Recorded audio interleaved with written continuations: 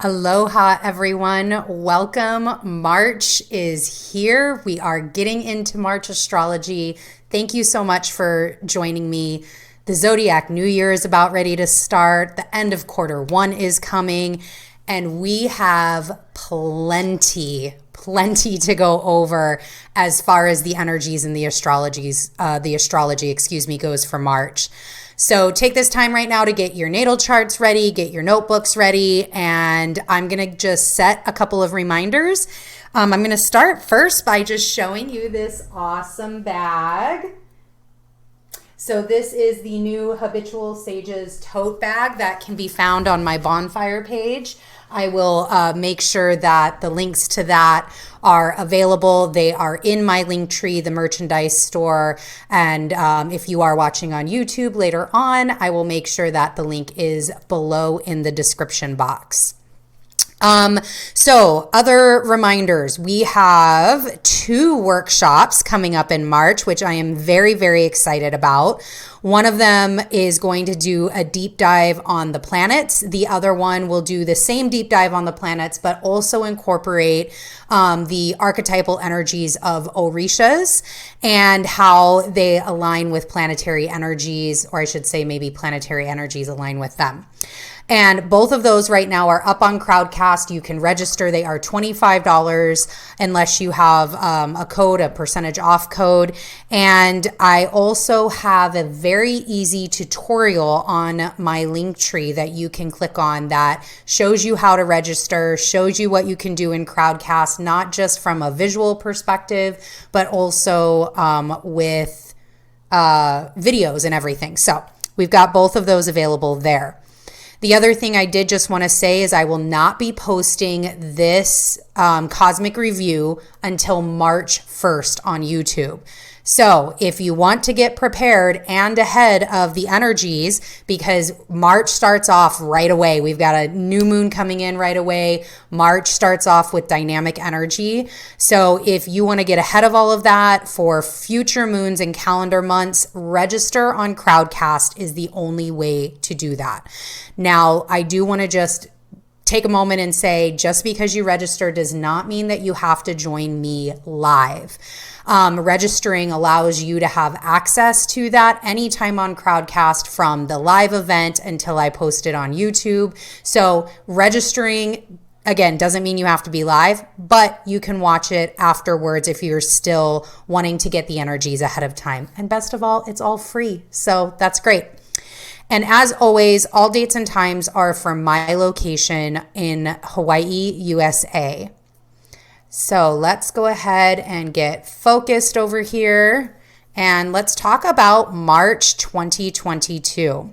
So March's overview, the word of the month that I came up with was the word conscientious.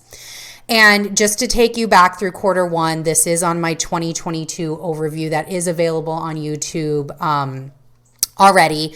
The theme of this quarter is pressure makes diamonds. And the word of the quarter was perseverance. So everything that we've been doing January, February, and now leading into March has been around persevering,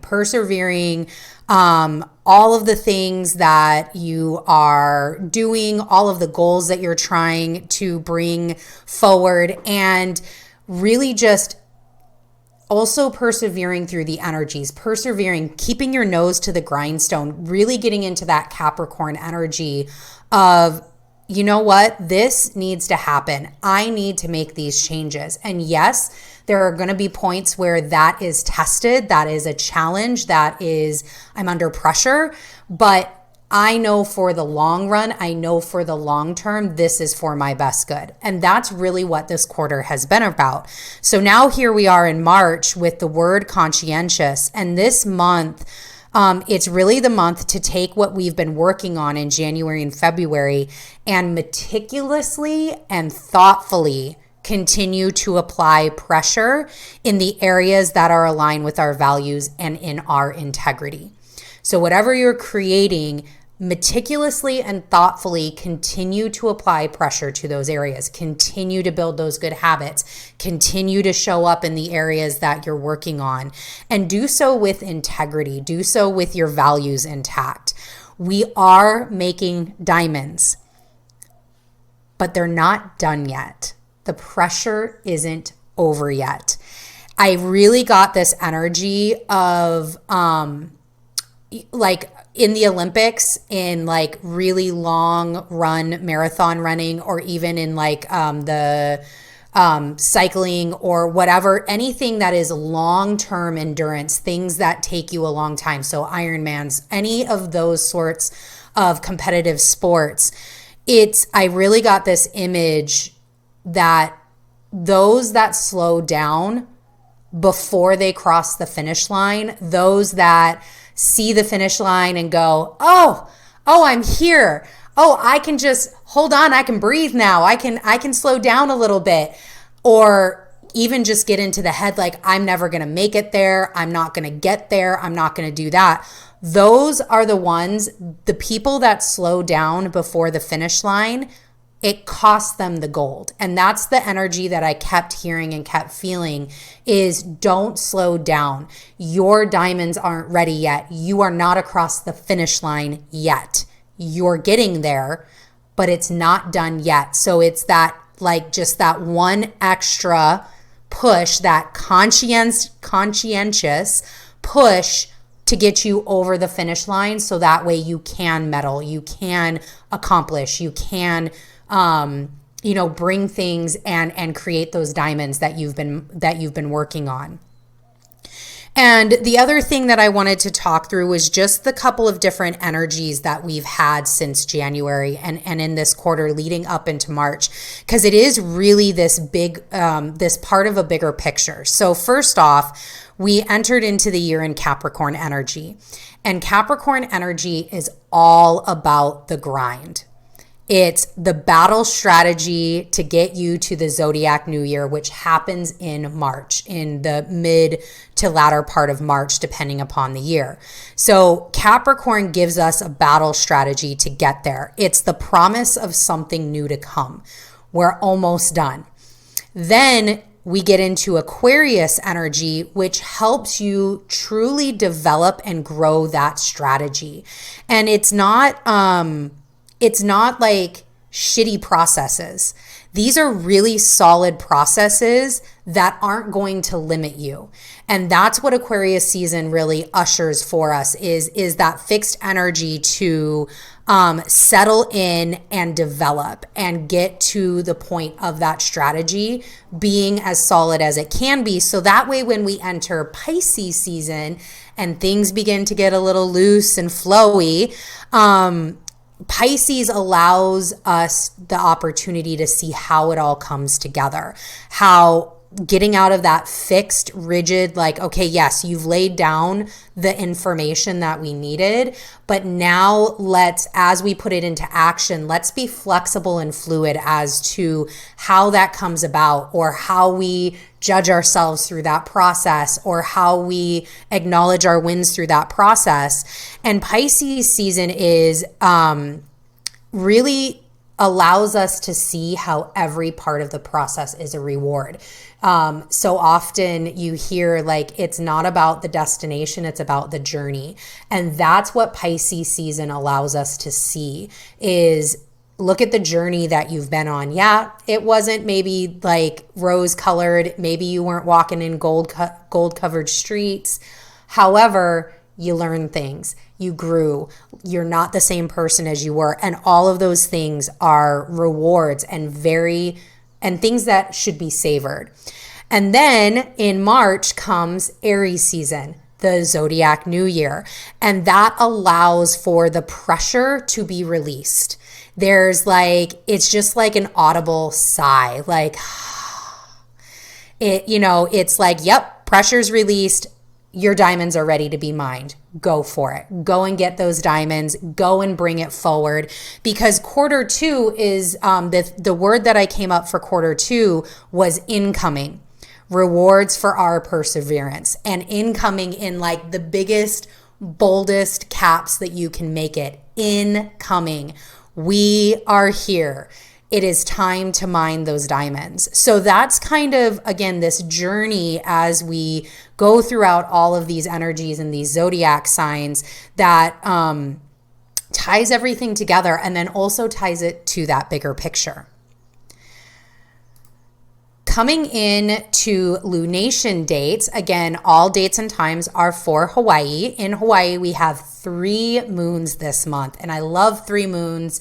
I love each and every single one of these. We've already done the new moon in Pisces, which will be available. It's available now on Crowdcast, so you can go and watch that if you register now, or it will be available on the 1st on YouTube. So either way, you can get the energies there, but if you want to be a little prepared, Crowdcast is the way to go. So that new moon in Pisces is at 12 degrees 6 minutes on March 2nd. And then we have the full moon in Virgo at 27 degrees 40 minutes and 3:17 at 9:17 p.m. And then we end out the month with the new moon in Aries, 11 degrees 31 minutes on March 31st at 8:25 p.m. There are many time zones that new moon will land on April 1st. So just make sure to do the calculations correctly for your time zone. So like I said, again, we've already done the live for the new moon, so I'm going to let that be where it is. The full moon in Virgo is scheduled for March 13th, so you can go and register for that. And the Aries one is scheduled for March 26th. So I have not even begun to look at the Aries full moon. I pulled the chart and put it off to the side.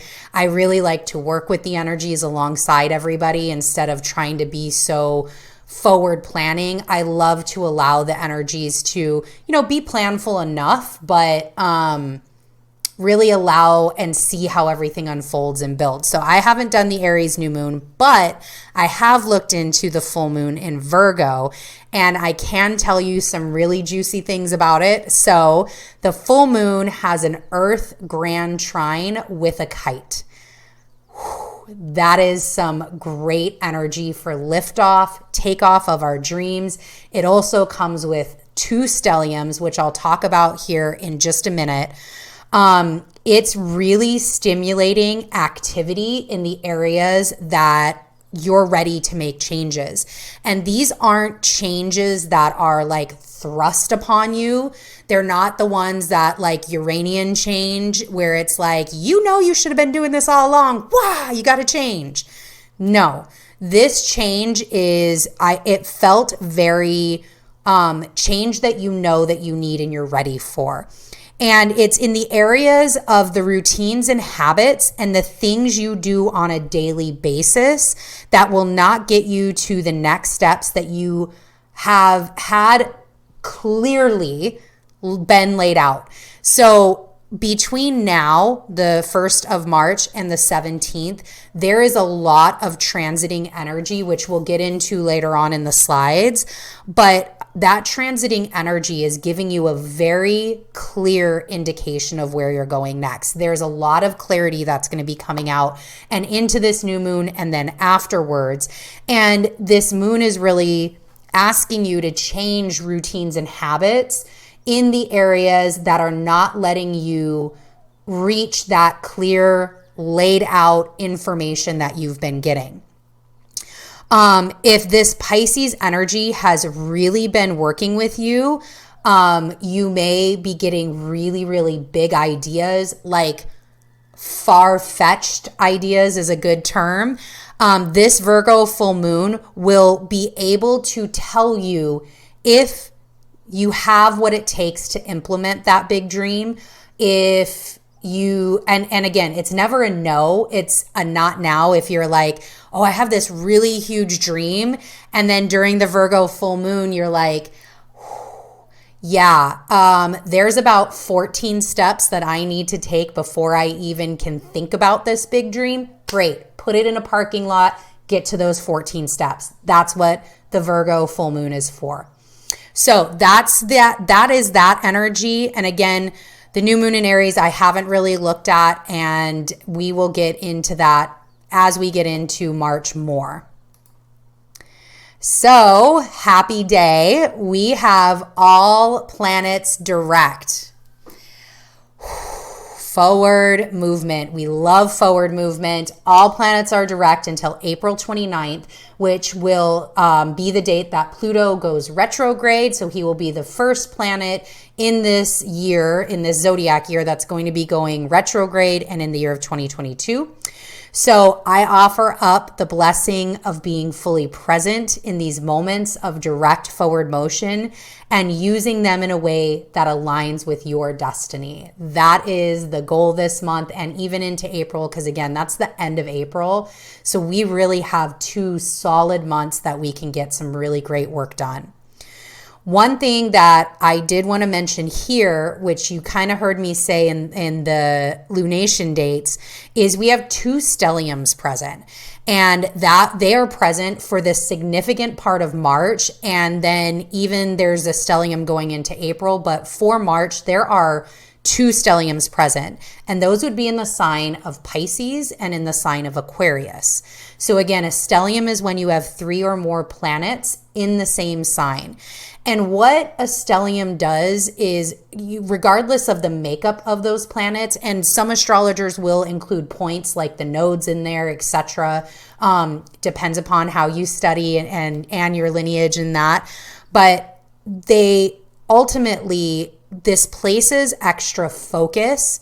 It places heavy activation. It places a lot of energy on that area of your natal chart. It's almost like a spotlight is being directed. So instead of the stage being all lit up, there it's black and there is a spotlight on that area of your chart. And those areas are going to be in Pisces and in Aquarius. And especially if you have Pisces placements and you have Aquarius placements, so planets or points in your natal chart in those areas, this stellium and this spotlight is going to even come down and shine even narrower. There's a lot of energy here that you can work with. So if you have your natal chart handy, you'll want to take a look at where Pisces and Aquarius falls. And depending upon the charts you use, that could cover multiple houses. And that is where this activation is occurring. So for example, Pisces is in my 9th house on tropical charts. If you use whole sign charts, that's fine as well. My Pisces is in a different placement in whole sign houses. And that the 9th house is the house of expansion. It's the house of philosophy, travel. It's ruled by Jupiter. It's the Sagittarian house. It's higher meaning, religion. So this house is being more activated with the Sun, Mercury, Neptune, and Jupiter all there, just swimming along in that Piscean energy. So that's how you can utilize current transits and what you're seeing with your natal chart to find out where those themes are. So with all this energy in Pisces, I'm looking at where my expansion is coming from. What types of things am I interested in learning about? How do I want to experience in the world to learn more and to gain a higher meaning? What type of travel do I want to do? So that's how those energies can work with you. All right, heading over to Ingresses, we have on March 5th, Mars and Venus entering Aquarius together. So that is the first ingress of the month. And Mars and Venus, we're going to have a conversation here in a couple of slides about Mars and Venus, but with their ingress into Aquarius, they are conjunct at the exact degree point of the great conjunction of 2020 between Jupiter and Saturn. And that is at 0 degrees of Aquarius. So they literally enter Aquarius at the 0 degree point conjunct. I'm getting goosebumps. I really feel this energy as a really fortuitous sign. There are alignments that are happening, revelations, openings. It's a lot of co-creation and it's a lot of moving forward in co-creation. It's really good and really feeling good energy that we all have access to. And it's not just on the 5th, but the 5th and the 6th. And there's this exuberance of a fresh new sign, of getting into a new sign. So I'm excited to see how that energy starts to play out, because Venus is still in a little bit of a tough spot, which we'll go into in a little bit.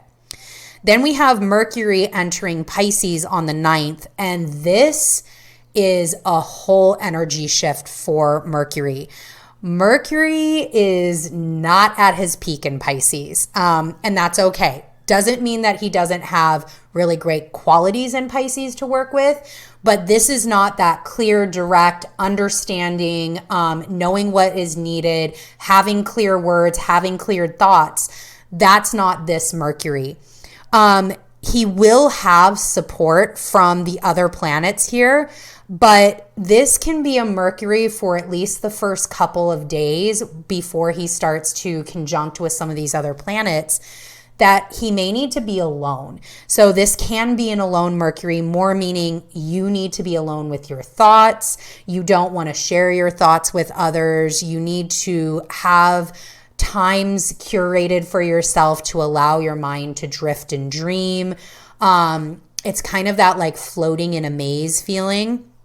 It's a great time to receive messages from other realms. So if you have a connection to any other realms or ancestral or whatever that is for you, it's a great time to receive messages, because Mercury is less logical in Pisces, and allows that opening. It's kind of like, I'm getting the image of the crown chakra and even the chakra on top of the crown chakra just opening as like a big portal and just allowing that information to come in.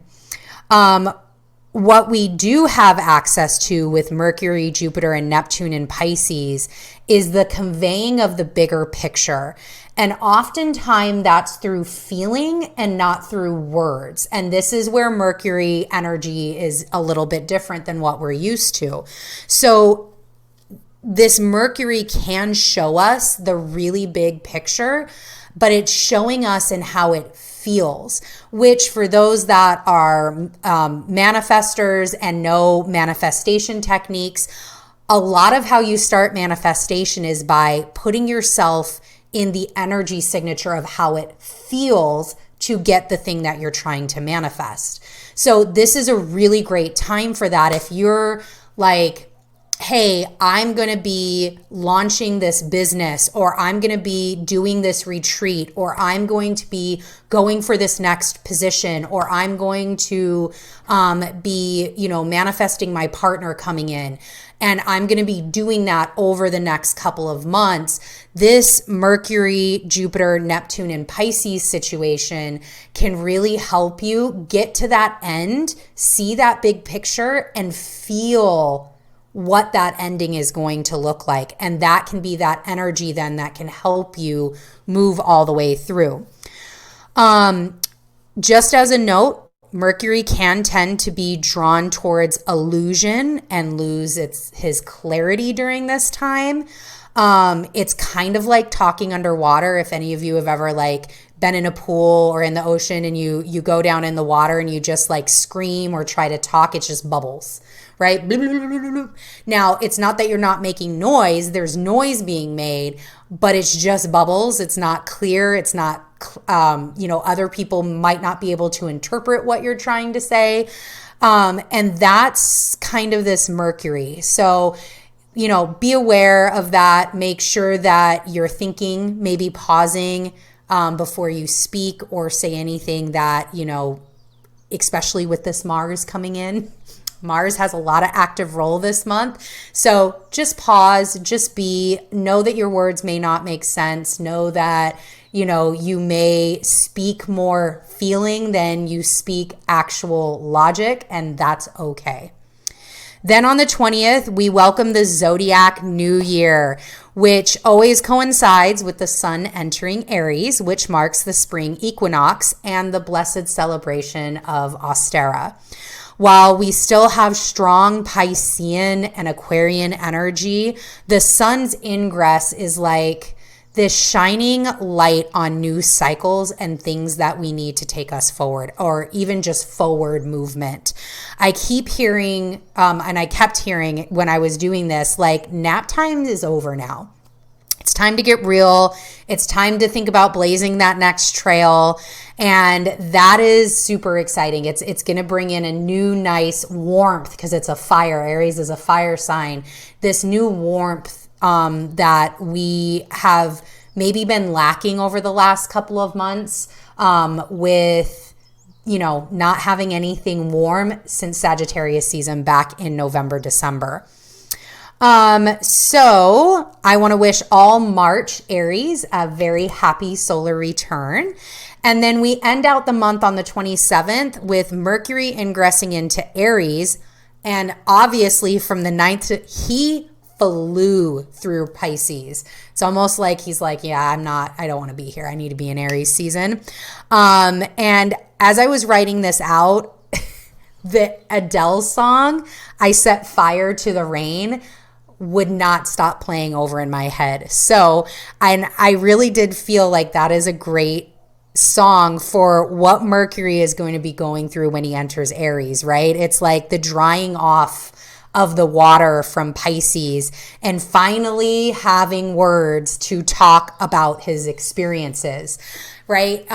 One of the things, I was listening to another astrology podcast and I loved how this astrologer had talked about Piscean season being like, and for anybody that's ever utilized any other like altering drugs or altering states of consciousness, whether that's through breath work, that could be through things like psychedelics or ayahuasca, combo, anything like that. For anybody that's ever experienced some sort of altered state of consciousness, that's Piscean energy, right? It's this altered state of consciousness that if I sat down and tried to explain what I experienced, I wouldn't have the words for it. And you would think that I sounded like a mad woman, right? Or, anybody that's ever had connection with extraterrestrial life or has gone on a lucid dream or astral traveled. These are experiences of consciousness that really only have feelings and don't have words. And when you try to put it into words, they get really muddy. They get really, they're not often not understood. And it's those things that you just need to experience on your own. And so that's where I had felt, like that's this Mercury is like, he may not still be able to fully tell you like, and give you the understanding that you're looking for on his experience, but he is going to have better words to say. And not only that, but now he's going to be really focused and driven to go forward. So Mercury in Aries does not hold back, very truth-oriented, very honest, and very direct. And so that's a great shift in energy that brings us into April, which April is a whole vibe. It's a beautiful month. So that's going to be really great energy for us heading in there. So we've covered most of these transits that are located on the slides, but there are two stories that I want to share as we kind of review and look at the timeline of the transits in March. And that is the story of Mars and Venus, who are essentially playing a huge game of cosmic tag during March. They're like, tag, you're it, catch me if you can, that sort of thing. So on March 3rd, Mars and Venus will conjunct Pluto. And for me, this story isn't really about Venus's conjunction to Pluto. She's been here before. This is her third time meeting up with Pluto during her transit and her retrograde transit. We've talked about that in a couple other videos and in a couple other cosmic reviews. So this is just kind of like her tie off, her last final check with Pluto. But for me, the bigger story is Mars. So this is the last time that Mars will ever conjunct Pluto in Capricorn in our lifetime. So Mars takes 2 years to go around the zodiac cycle. And by the time Mars comes back to Capricorn and meets up with Pluto, Pluto will already have ingressed into Aquarius. So this is literally the last hurrah. And it's not just Mars that knows that fact. Pluto knows this fact as well. And like, again, I'm getting goosebumps. It's like this battle cry, that final battle cry on the field when, you can tell something shifted. We've won. We have to retreat. Whatever that is, it's like this final cry that ends things. Because both are endings. Not only Venus's transit with Pluto is ending, that's the third and final for her, but Mars and Pluto are ending in Capricorn. So something has been transformed in a way that maybe we don't even know. We won't know until many moons from now when we can look back. But it's something that we don't venture back to. We're not going back to it. Once Pluto gets into Aquarius and stays in Aquarius, which will be around 2024, that's it. We're done. We're done with whatever this Mars and Pluto situation was in Capricorn. So now let's go to the next timeline. So the middle of March, we need to venture into Venus's land and give her center stage, which quite frankly, she desperately needs right now. So as you can see, she will be squaring Uranus on March 19th, but I wanted to pull back just a little bit and kind of share a little bit broader of her story, especially in this month of March. So we know that Venus is playing this cosmic game of tag with Mars, and there is debate on whether she wants to be here or not and wants to be playing this game or not. Depends upon how you work with Venus, depends upon how your Venus shows up for you and how you work with this archetypal energy. But I kept hearing the song, like, anything you can do, I can do better. I can do anything better than you. No, you can't. Yes, I can. And I just kept hearing that over and over and over again. And that to me is like this Venus-Mars tag, right? Now, it's not to say that when they go into Aquarius together, they're not happy. That's not a moment of breath for her. And again, it's all in how you work with this energy and all in how Venus shows up for you. But one important note about Venus is she has not and is not alone for any part of March. Venus is stuck between a rock and a hard place all of March. And she kind of has been even before that. So there has been no time since Venus is retrograde and she's coming out of her shadow to where she's had an ability to integrate and a moment alone to just be with herself and what she learned and have that tender moment of internal dialogue. She doesn't get it, and she's not going to get it through March. So Mars is playing tag. Then we have Uncle Uranus, who's going to shake shit up with her.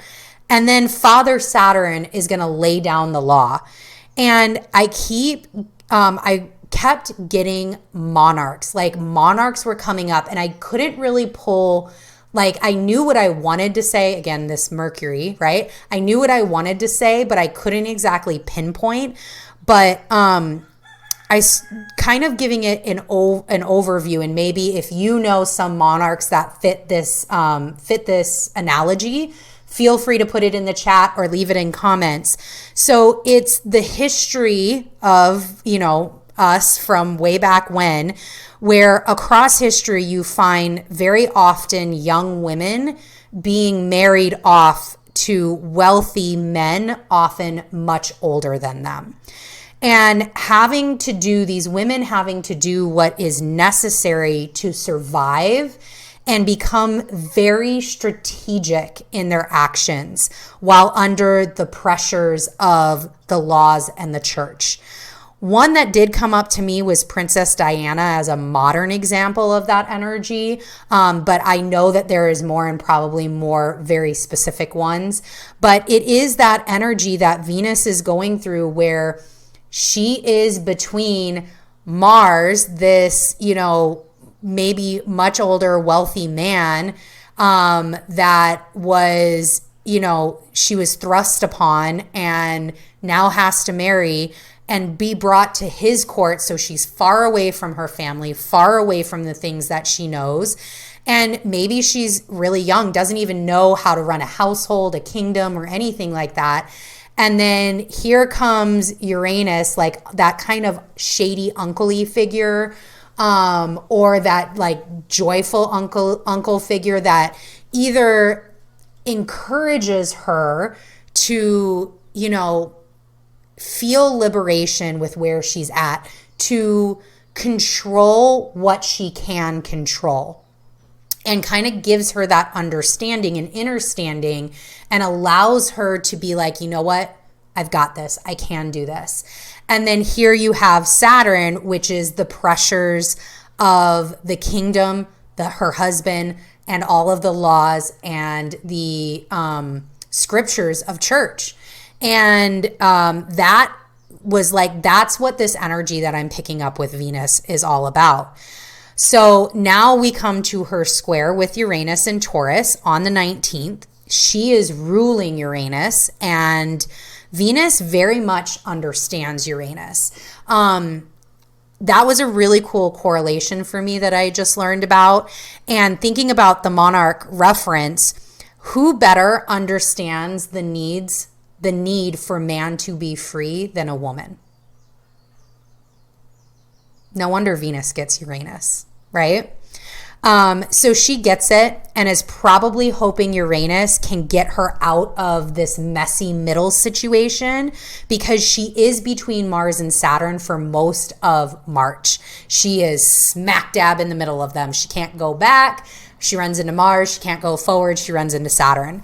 And this energy can be, with this Venus square Uranus, can very much be the unexpected. It can be accidents that are just what you needed, like those happy coincidences, those happy accidents, stories shifting, twists happening in the story that you weren't really prepared for, like plot twists. It's a great time to try new things that is not part of the normal for you. So like the 19th, it would be a great day to like go to a restaurant you've never been to before, sit in a different seat than you normally do, go do something that changes your routine and just kind of shakes it up a little bit. And then towards the middle end of the month, Venus, again, sandwiched between Mars and Saturn, meets up with Saturn in their conjunction on the 28th, where she now has to slow down, think about all the things that she's gone through, see how Uranus changed things for her, and then review the details of how those changes affected her, the details of what's to come next. So this is that energy of reading the fine print. And because it is Venus and it is Saturn, these can be like this day or around this energy signature. If you are going to be entering contracts or financial contracts, financial obligations, relationship, entering into anything, it's time to read the fine print. It is worth sitting down to be brutally honest with yourself if you can comply with the contract that's in front of you. Are you in the space, the mental space, the heart space, the physical space, and just the ability to fulfill the terms of this contract? Because Saturn will hold you to those terms. So it is helpful that Mercury enters Aquarius the day before, because he can help Venus with her honesty with the words, with the understanding the meaning. So you can rely on Mercury to be there and to like, hey, brutally honest, blaze through this. Like, no, you can't do this shit. Or, yeah, no, this is really great. Do it. This is awesome. So that is, that's kind of that energy signature as we head into the end with Venus. So on one other note here, Mars squares Uranus on the 22nd, and this is a very, very driven Mars that has the characteristic of either the underdog or the one that always wins. So again, how does Mars show up for you? How are you working with Mars? But he's kind of in these two different spaces. Either he is the underdog, nobody believes in him, nobody thinks it's going to happen, nobody is rooting for him, betting on him, whatever, or he's the one that always wins. He's already has all of the fame, fortune. People are betting on him to continue his streak. Either way, someone's going to be upset about the outcome. So if the underdog wins, that's a surprise upset. That's exciting. That is total Uranus-Mars energy. That's a surprise upset. If the one that always wins, okay, that's not as much of a surprise, but how do you now show up after that? That's more so what the story is. So regardless if it's the underdog wins or the one that always wins, how did you react afterwards? So this can be containing your temper if you don't win, or getting upset if the other person wins, being very not sportsman-like, like not having any good sportsmanship. There's a need to be very flexible in what your expectations are. Or essentially you could turn into anger on the movie Inside Out by Pixar. That's Mars and Uranus, right? That's where Mars is at right now. So up to you and up to how you choose in your reaction to what's occurring around Mars squaring Uranus. So then to kind of round us out, Venus will break away as soon as her conjunction from Saturn is over. And she is going to, in April, she is going to be able to get naked. She's going to be able to be alone. She is going to be able to bask in her garden, in her waters, drenched in all of the honey that she wants to be drenched in. And she is going to have probably one of the best runs in Pisces we have seen for a while. So that is really something great to hold on to and to know for April. But we have to get through March first. You have to go through the journey of March to get to that sweet reward in the Garden of Eden. And that is all what conscientious is about. So that brings us to the end of our Habitual Cosmic Review. Thank you so much for joining me. Again, I have those 2 workshops happening in March if you want to explore and get deeper into the archetypes of the planets in astrology and the luminaries. And the QR code that you see here is the access point to all things Habitual Sages. You can find the links for my merchandise store, YouTube, the socials. There is also a link to my Patreon where I do weekly astrology reviews that go over each of those dates on the timeline. We go over more in depth those details, so you kind of know daily or every couple of days what that energy signature is going to be. And I do pull live tarot there during those reviews as well, just to get further messages. And then we also do exclusive talks and tarot readings for the Sabbath. So March has Ostera, so there will be that available as well. And if you are looking for a place to celebrate Ostera, you can definitely join me there.